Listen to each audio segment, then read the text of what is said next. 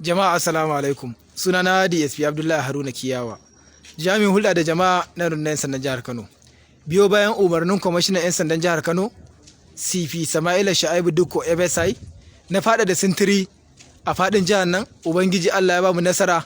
'Yan sandan mu na Operation Pop Ada, wato kankace kwabo, a ƙarƙashin jagorancin CSP Alamu Latif, mun samu nasarar babban kamu. Mun kama wannan ɓarawon mota da kuke ganin sa. Mun kama shi lokacin muna sintiri a cikin gari da wannan mota kirar Pontiac Vibe, wanda bayan mun fara bincike da kansa ya tabbatar mana da cewa wannan mota fa sato ta akai. Haka zalika bincike sai ya kai mu gidansa, wanda a gidan nasa muka je muka binciko waɗannan abubuwa da dama, wanda ga mastaki nan har guda biyu, ga wato lambobi nan na mota kala-kala, ga kayan nan da takaddun motoci ma ga su nan duk kala-kala daban-daban da wasu 'yan mukullayen motocin, wanda yanzu dai an ce wai waka fa a bakin mai ita ta fi daɗi. Gashi za ku ji daga bakinsa. Me sunanka? Saminu Sa'id. Kallo ne nan. Me sunanka? Saminu Sa'id. Shekarunka nawa? 37. A ina kake da zama? A Nayiba. Na? Nayiba Ello. To ba mu labarin wannan motar da aka kama ka da ita. Wannan mota an kama da ita ne. Ba mu labari. An kama da wannan motar. Ya take motar? Ta sata ce.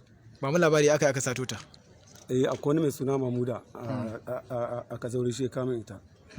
Da ya kama ita ce tana ne daga dan bata wannan suka dauko ta shine suka kama. Daga ina? Daga dan bata. To ina jin ka. Shine suka kama ita. Yin ma'aikata suka kama da ita. Na same ta ce gaskiya ta sata ce ga wanda ya kama ita. To ba mu labarin wannan tunda wannan lambobin da muke gani da muka kama da wannan mastaki guda biyu, dauki ka ba mu labarin kowanne a ciki.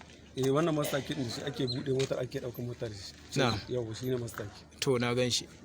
Da ko waccan lambobin motar ka ba mu labarin su ina motocin suke. Ita wannan gaskiya Toyota Corolla ce kuma an sace. Na? Wannan Toyota ce an dauke ta ne ma a Abuja. To ina ka samu ita wannan motar? Ita ma akwai Ibrahim shine kama ita. To wacce ɗaya lambar fa? Wannan Toyota Civic ce ita ma. Na? Civic.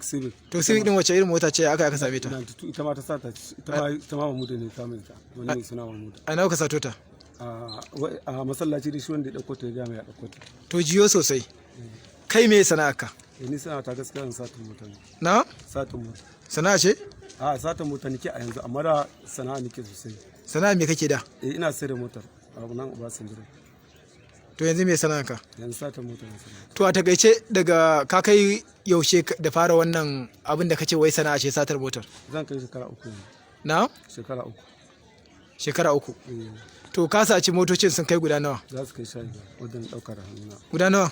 Da 15. 15. A ina da ina kuke satowa? Wuri daban-daban ne, unguwanni da haka.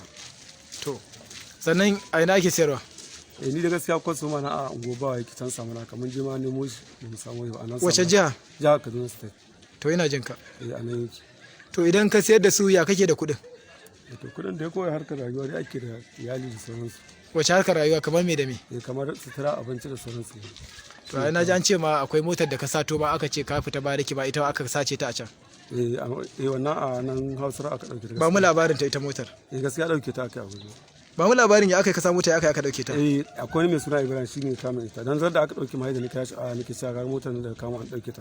An nake ta Allah ko ya san wanda suka dauka ci wallahi sai dan ya ma zo gurin a lokacin ina zargin su ma da farko, amma da ya zo na tabbata gaskiya ba wannan saba hannunsa. To yanzu gashi kai dai ka zo hannun hukuma, ya kake ji? Ina da dama. Na? Ina da dama. Me shawarar ka ga irin ku wanda suke wannan aika-aika? Mutum ya da dama ya dina don ba sana'a ba ce.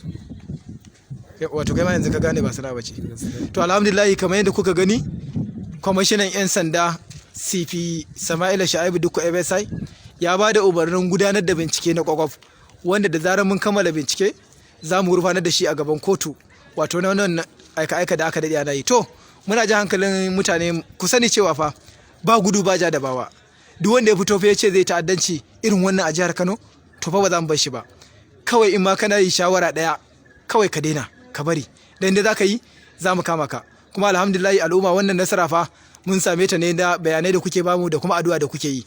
Muna fata za ku ci gaba da bamu addu'a, da yi mana addu'a, sannan da bamu bayanai musamman irin waɗannan ɓata gari don ganin cewa an yi maganin su da abubuwan da suke a wannan jiha. Allah ya kare mu.